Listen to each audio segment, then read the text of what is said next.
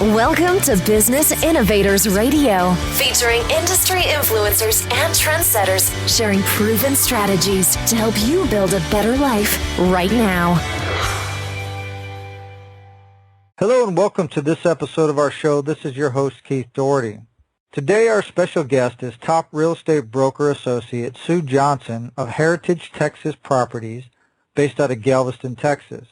Sue has been in the business for 45 years, and she's one of the top 2 producers of Galveston Island for dollar volume and number of transactions. In her career, she has been an agent, a manager, a co-owner, an owner, a relocation director, and now just an agent again, and she averages about 100-plus transactions a year. She has been honored 6 times by the Houston Business Journal, by H Texas Magazine, and by Heritage Texas Properties as 2013, 14, and 15 top producer. She is nationally recognized as a RealTrends top 250 real estate professional for closed transactions. All right, with all that said, Sue, welcome to the show. Thank you. I'm glad to be on it. Thank you for inviting me. Hey, Sue, if we could start for our listeners, what led you into real estate? Was it something that you always knew you wanted to do, or did you maybe stumble into it? I totally stumbled into it. It was quite by accident. I'd never really thought about real estate at all. I came from a small town in North Texas, and there wasn't a whole lot of real estate actively going here and there. But when we moved to Abilene, Texas, we worked with a realtor, and she sold us our first house. And she and I just clicked, and we started talking, and she says, I would really like for you to come and work for me. And I said, well, okay, that sounds good. What do I do? And so she took me under her wing and started teaching me the business, sent me to classes. Then there was another agent in her office that was very active in the state real estate commission and so forth. And she took me out showing me how to list things and how to sell things. And the rest is history. That was back when we had no MLS books. We had to go to the listing office to pick up keys. We didn't have any cell phones, no pagers, certainly no computers. So that's been over 45 years ago. Excellent. And can you talk about what personal attributes, traits, or qualities you think have most contributed to the success that you've had in real estate? I think that it's my personality.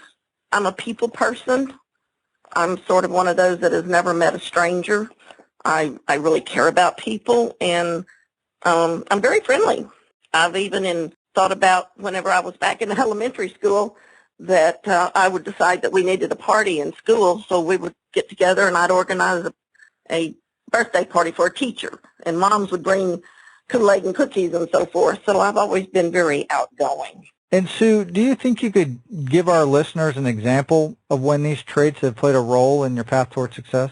I think that I have a lot of buyers and sellers that have enjoyed my friendliness, and they have enjoyed working with me. I have a lot of customers that I may go 4 or 5 years working with them, and I've got all kinds of stories, of course. Probably my most favorite one is I have one couple that I've worked with for almost 10 years. They would call me and come and look at houses, and then they would go a year without getting back with me, and then they call and say, okay, we're ready to look. And then all of a sudden they called and said, we're ready, and they were shocked that I remembered them, but they said that they really liked my personality. They liked how friendly I am and the knowledge that I have. And we are in a second home market where I am. So having someone come back and forth is not unusual, because the second home, of course, isn't as important as the first home. But I find that my base of clients, all of them enjoy the way I perform and the way I communicate with them. That communication is most important. You forgot to add patience to your qualities because, wow, 10 years for a deal to actually come to fruition. Yes, and I've actually sold them 3 houses since then. Excellent. It was funny, and they still own them. But, yeah, patience. I hadn't thought about that. And Sue, I think that as people build up success and as they, the closer they get to it, a lot of times along the way that there might be bumps in the road, there might be trials and adversities. Can you talk a little bit about maybe some of the adversities or trials that you had to overcome in order to achieve your goals? Probably some of the major ones is the way the real estate market goes up and down and up and down. I was in the real estate market in the 80s, which we had some pretty big crashes there. And I was very fortunate that I was involved in corporate relocations. And so we had things called mortgage interest differentials where the corporations would help their employees move. And if they left an 8% interest rate from where they were and they were having to get a 20% interest rate, then the corporations helped there. So that was some of the adversities and trials that we were having back in the 80s. And probably my major one was whenever I was trying to balance family and work.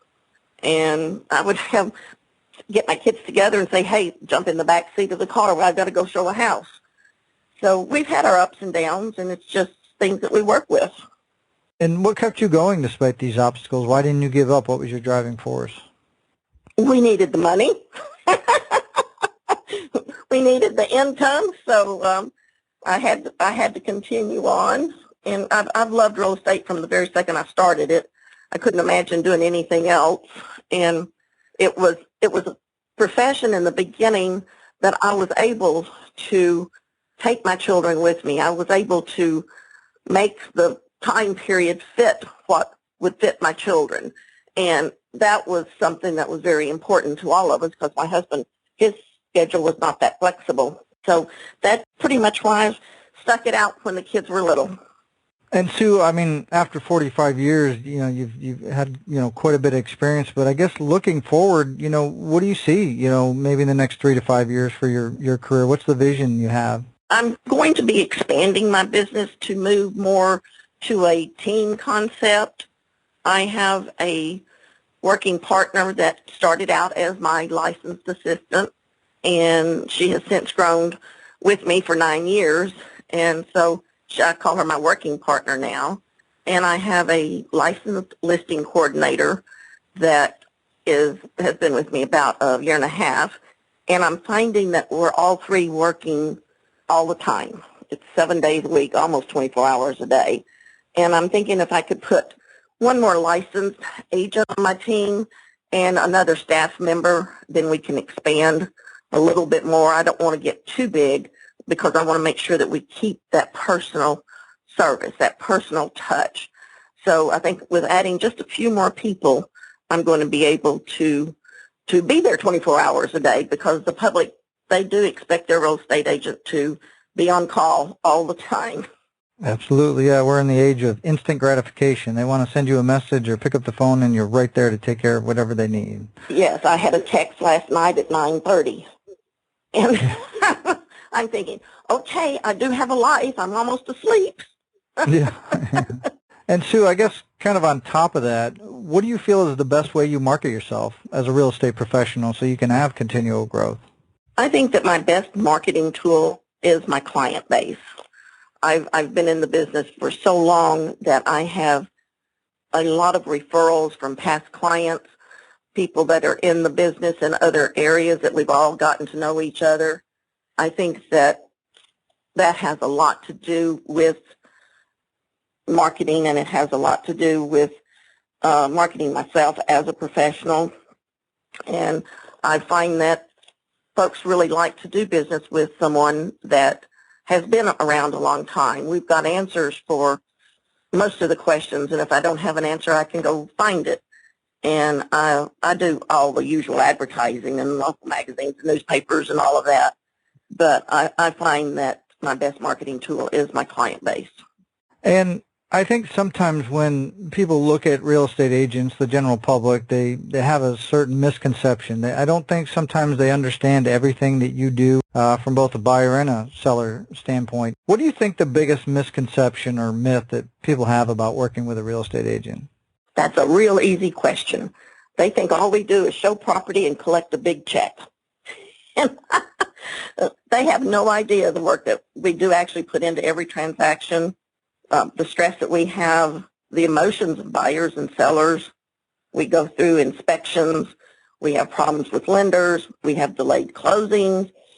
I tell everybody it's real easy to come to an agreement on a contract for the price, but we have so many other obstacles in front of us, even the repairs that are needed on the houses. And I do find that sometimes the personalities of the different agents that we have to work with gets in the way. And it's really hours and hours that we have to put in to make one transaction happen. And we put them all in 7 days a week. And most of the time, I'm going to say, honestly, 12 to 14 hours a day. And people really don't realize how much work we do put in to every transaction.